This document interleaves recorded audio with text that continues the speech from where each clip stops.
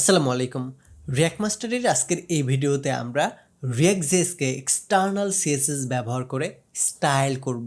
তো গতবারে আমরা স্টাইল করেছিলাম ইনলাইন কম্পোনেন্ট ব্যবহার করে।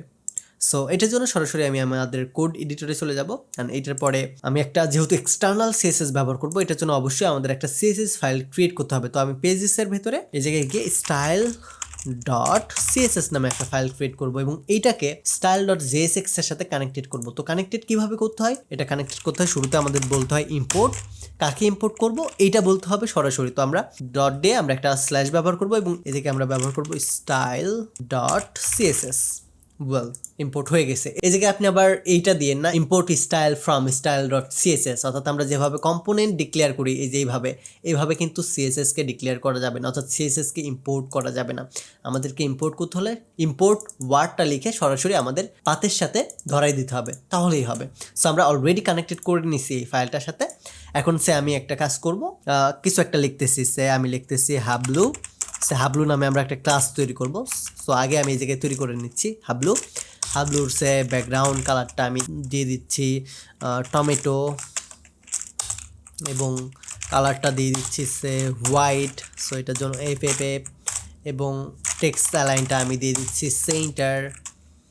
অ্যান্ড আর কি দিতে পারি, আমরা ফন্ট স্টাইলটা আমরা দিতে পারি ইটালি। ওকে, ডান। তো এই জায়গায় কিন্তু আমরা আবার নর্মাল সিএসএস এর মতো করেই লিখবো, অর্থাৎ এই জায়গায় কিন্তু আমরা আবার ক্যামেল কেস ফলো করবো না, যেমন জাভাস্ক্রিপ্টে বা রিয়াক্টে আমরা এইভাবে করতাম না, এভাবে করবো না আমরা। যেহেতু আমরা এক্সটার্নাল সিএসএস ব্যবহার করতেছি, অর্থাৎ আলাদা একটা সিএসএস ফাইলই ব্যবহার করতেছি, এটার জন্য আমাদের নর্মাল সিএসএস এর মতো করেই লিখতে হবে। তো এখন আমাদের কি করতে হবে, এই জায়গায় আমাদেরকে একটা এলিমেন্ট তৈরি করতে হবে এবং এলিমেন্টের একটা ক্লাস নেম আমরা যেভাবে তৈরি করি রিয়াক্ট জেএসে ওইভাবে একটা ক্লাস নেম তৈরি করতে হবে। সেই জায়গায় আমি আর h1 ক্রিয়েট করতেছি না, এই জায়গায় h2 ক্রিয়েট করব এবং এই জায়গায় আমরা ক্লাস নেম তৈরি করব। যেহেতু আমরা রিয়াক্ট জেএসে ক্লাস তৈরি করব, এটার জন্য অবশ্যই আমাদের ক্লাস নেম প্রপার্টিটা লিখতে হবে। আমরা HTML এ শুধুমাত্র ক্লাস অ্যাট্রিবিউটটা লিখতাম ক্লাস ডিক্লেয়ার করার জন্য এইভাবে, কিন্তু রিয়াক্ট জেএসে এসে এইভাবে ক্লাস নেম নামের অ্যাট্রিবিউটটা ডিক্লেয়ার করতে হবে, তা না হলে কিন্তু আমাদের হবে না। সো ক্লাস নেমের ভিতরে আমরা কি নামে একটা ক্লাস তৈরি করেছি, হাবলু নামে। তো হাবলুটাকে জাস্ট এই জায়গায় বলে দিব, দ্যাটস ইট। অথবা আমরা এই জায়গায় যে কোনো নাম দিয়ে এই নামটাকে এই জায়গায় কপি করে দিব, তাহলেও হবে। সো আমি জাস্ট আগে লিখে রাখছি এটাই। তো এই জায়গায় বলে দিব ওয়েলকাম টু হাবলু প্রোগ্রামার।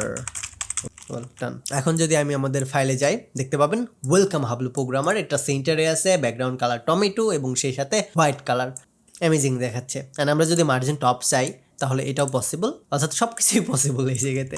এই জায়গায় মার্জিন টপ সেট করবো, মার্জিন টপ সেট 10 পিক্সেল লিখে ফেলছি, 10 পিক্সেলই দিলাম, দেখেন 10 পিক্সেল নিচে নেমে আসছে। এটা যদি কালার পরিবর্তন করতে চাই, এটা আগেরটার রেডের পরিবর্তে কালারটা আমি হোয়াইট করে দিব, WHIT হোয়াইট।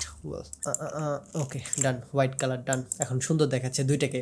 সো এইভাবে আমরা ইনলাইন এবং এক্সটার্নাল সিএসএস ব্যবহার করতে পারবো। বিশেষ করে আমরা এক্সটার্নাল সিএসএসটাই বেশি ইউজ করব, কারণ এক্সটার্নালটা আমাদের বেশি ইউজ করে আমরা অভ্যস্ত। অ্যান্ড আমরা যখন প্রজেক্ট করব তখন সিএসএসটাও বেশি অ্যাভয়েড করব, কারণ সিএসএস এ অনেক বেশি কোড লিখতে হয়। তখন আমরা সিএসএস এর একটা ফ্রেমওয়ার্ক ব্যবহার করব, যেমন আমরা ব্যবহার করতে পারি বুটস্ট্র্যাপ বা টেলিয়ন্ট, যে কোনো একটা ব্যবহার করে খুব দ্রুত আমরা আমাদের কম্পোনেন্টকে স্টাইল করে ফেলবো। তো আজকের পার্টে আমরা কি দেখলাম, যে কিভাবে এক্সটার্নাল সিএসএস ব্যবহার করে আমাদের একটা ফাইলকে কম্পোনেন্টকে স্টাইল করতে হয় রিয়াক্ট জেএস এর ভেতরে। তো আমাদের আজকের এই ভিডিওটা এই পর্যন্তই থাকবে।